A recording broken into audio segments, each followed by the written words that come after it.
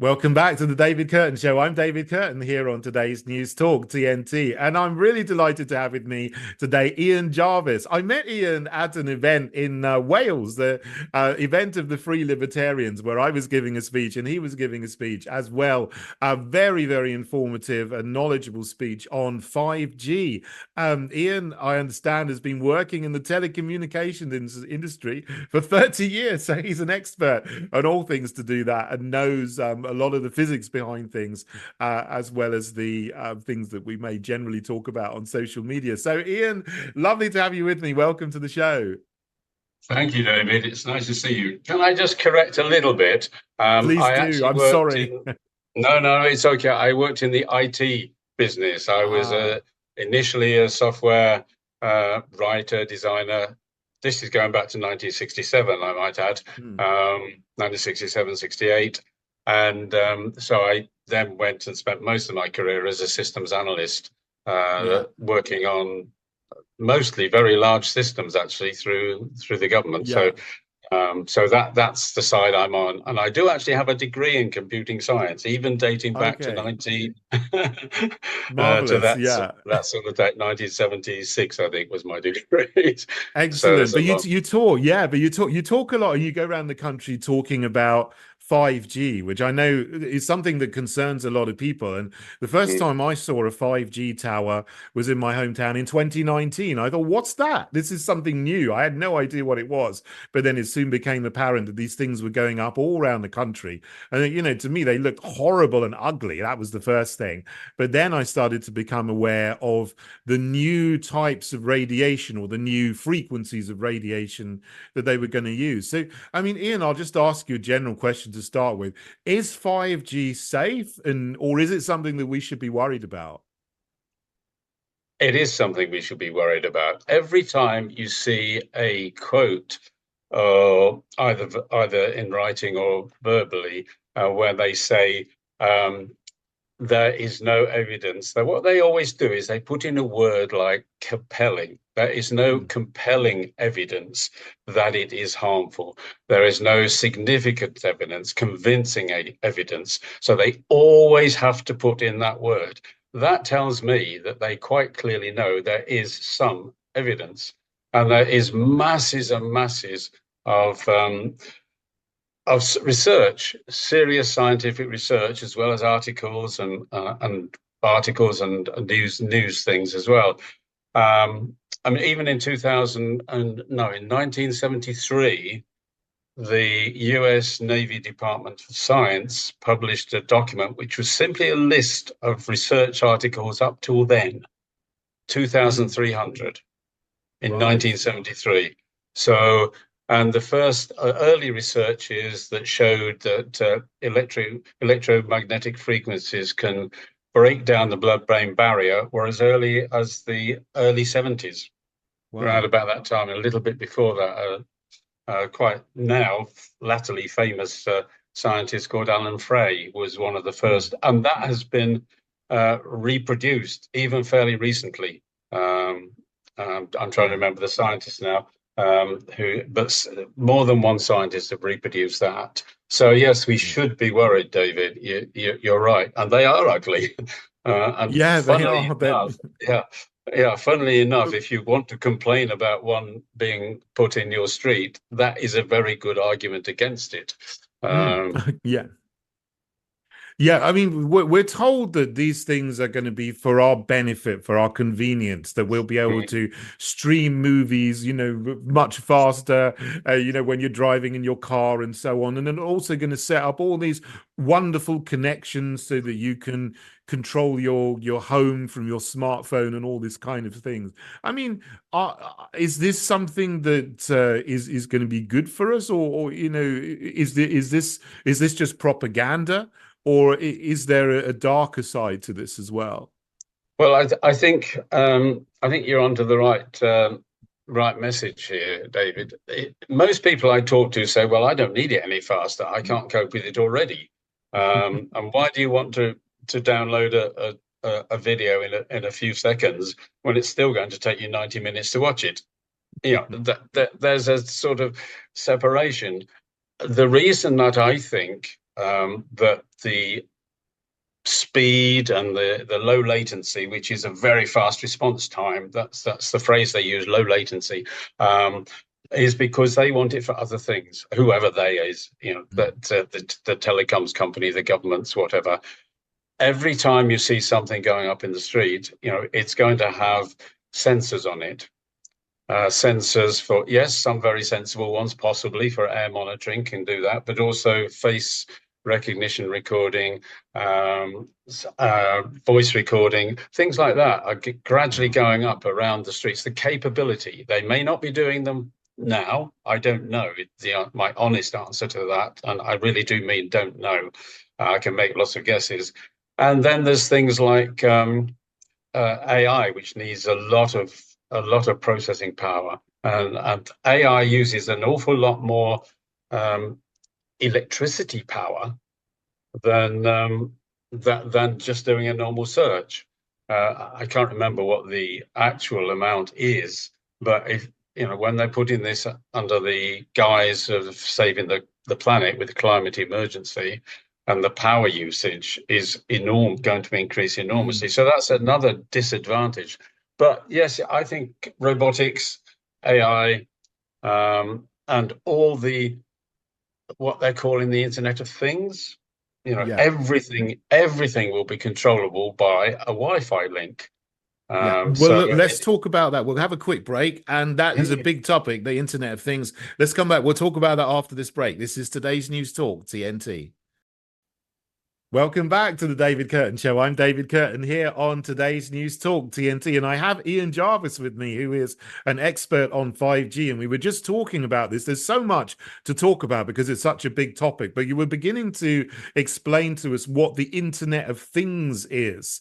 That's a term that not everyone would have heard of. Can you tell us a bit more about that and why telecommunications companies want 5G in order to be able to create this?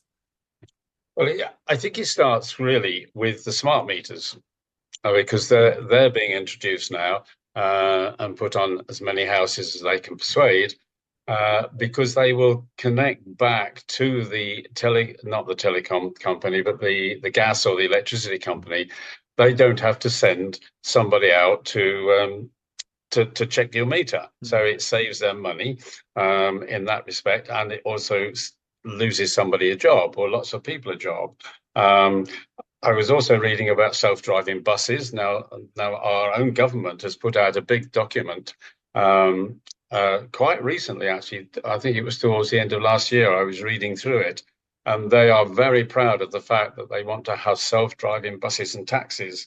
Now, if you know any bus drivers, I don't know if you live in London. I know you were in London. I used to, but there's thousands of buses in London. This is going to put thousands, if not millions, of people out of work if they do achieve that. Now, will they achieve it? I don't know. It's going to take an awful lot of technology. A friend of mine was buying a new gas boiler. And the technician came and he said, "Where shall I put the remote controller?" She says, "I don't want it. I want just you replace the wired one that's in my wall there." And he said, "We can't do that anymore." So those are the sorts of beginnings. And even a few years ago, I was sitting in a cafe with a friend of mine in London, and he said, "I've got to leave my phone on, Ian, because I'm expecting a parcel delivery." I said, "Oh, you'll have to nip off, will you?" And he said, "No, I can open the door from here." And this was quite a few years ago. So that was already possible.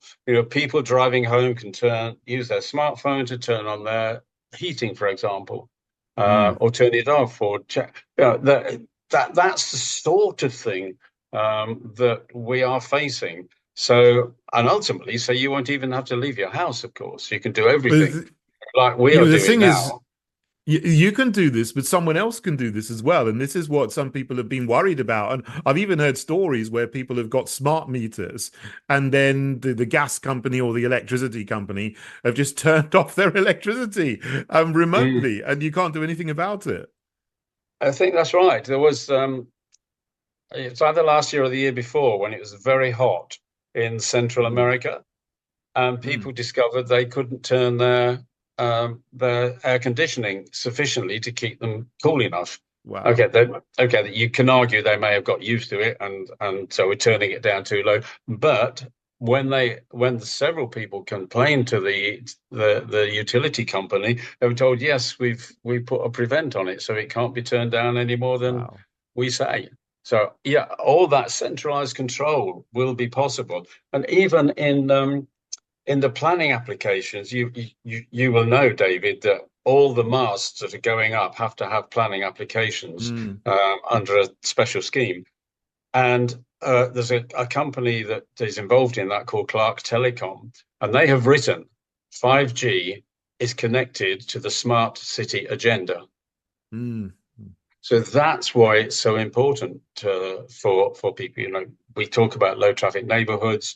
They're coming up in several towns and cities, Oxford, Bath, and here in Birmingham, one of the suburbs of Birmingham, Kings Heath is fighting one of those at the moment.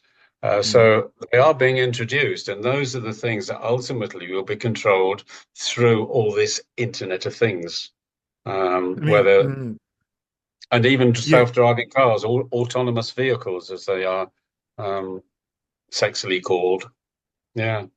This whole smart agenda is something people are beginning to wake up to, but no one's asked anybody. There's never been any vote. There's never been any consultation that I know of, or maybe there are, but they're very obscure, as to whether people want to completely have their lives and world transformed from something. I still live in an old cottage, so I have the benefit of switches that I put on by hand. So no one's going to tell me when I can switch my electricity or my heater on or off. But people who buy a new house, they don't have a choice. And that, that's quite a disturbing story you mentioned about the person with the boiler and getting a new boiler. And they didn't have a choice to have a new boiler which didn't have a remote control. So this is very disturbing. But I want to ask you too. Sorry, we've got just like 3 or 4 minutes left. There's a couple of questions I really want to ask you. Now the first one is the safety of the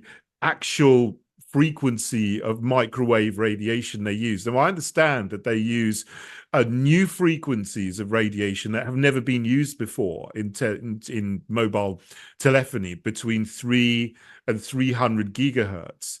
Is that correct? And are there greater dangers associated with those frequencies?